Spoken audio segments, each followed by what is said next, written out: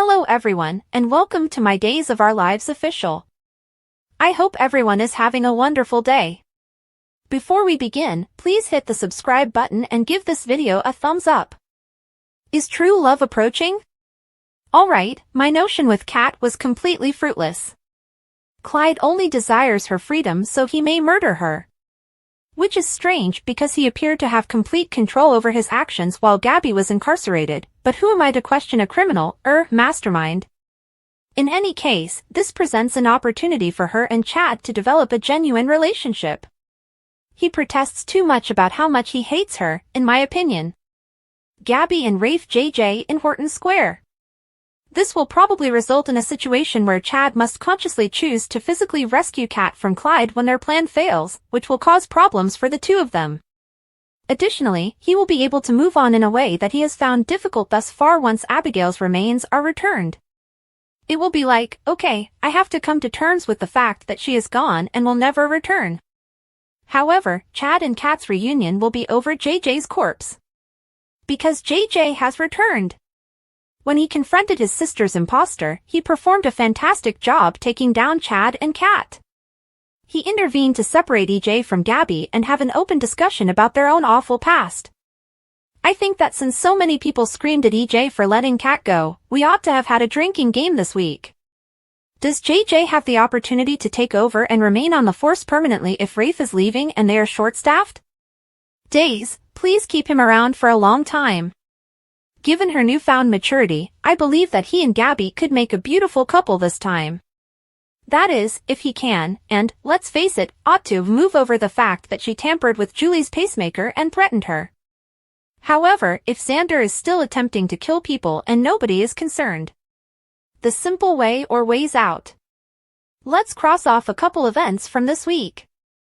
As soon as he shouted Holly's name, he immediately raced back to her, dropping the Sophia Tate Holly triangle. Sarah merely shrugged when Philip told her that Xander had attempted to kill him.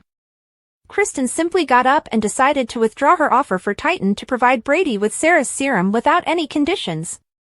Additionally, it appeared that Kayla and Sarah were hesitant to apply an unidentified serum to her. Is this legal?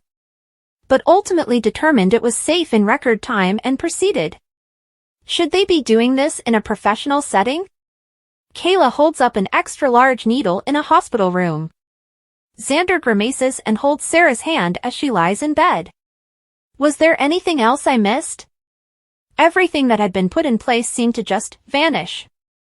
As we go into the farewells, perhaps the program is paving the ground for new plotlines. In relation to that, there is good news for people who simply lack a body and soul. After it closes, the show will resume telling true tales about real people. It's coming, but we don't yet know when. Hopefully, after all is finished, they find a place for Joy. I like her, but they constantly bringing up the fact that she is a homewrecker on body and soul, which is excessive. Do you understand?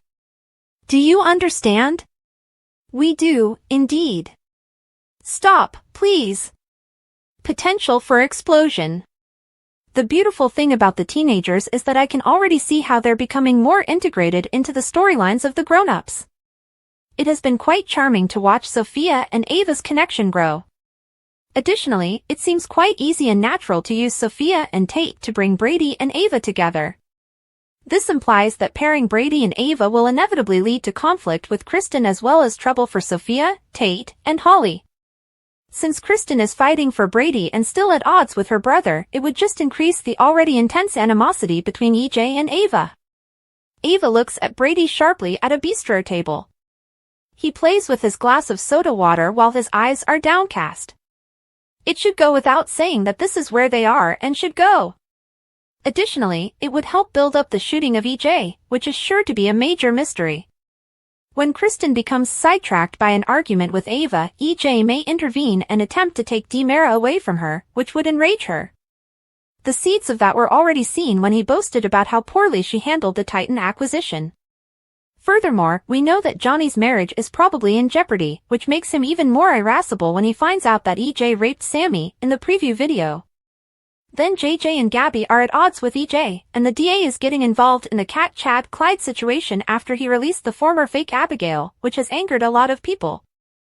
All of this is leading up to what I hope will be an amazing whodunit, and it's kind of exciting that I can see the teenagers playing even a minor part in it. I also sincerely hope that I'm correct and that everything will work out. However, don't expect Dan Furigal to leave or EJ to pass away. Given how far ahead they are, EJ lives because he is still filming. Unless he unexpectedly gets a twin. Wandering thoughts. I thought it was great when Xander said that if Kate didn't persuade Philip to change his mind, he would purchase Body and Soul's streaming service and put the soap opera on hold. You could experience the same thing that happened to Batgirl. That outrage still stings my comic book-loving heart. Every day, Xander and Kate quarrel. When Gabi began discussing the commissioner promotion with Jada, I was a little concerned, but she was knowledgeable, understanding, and encouraging.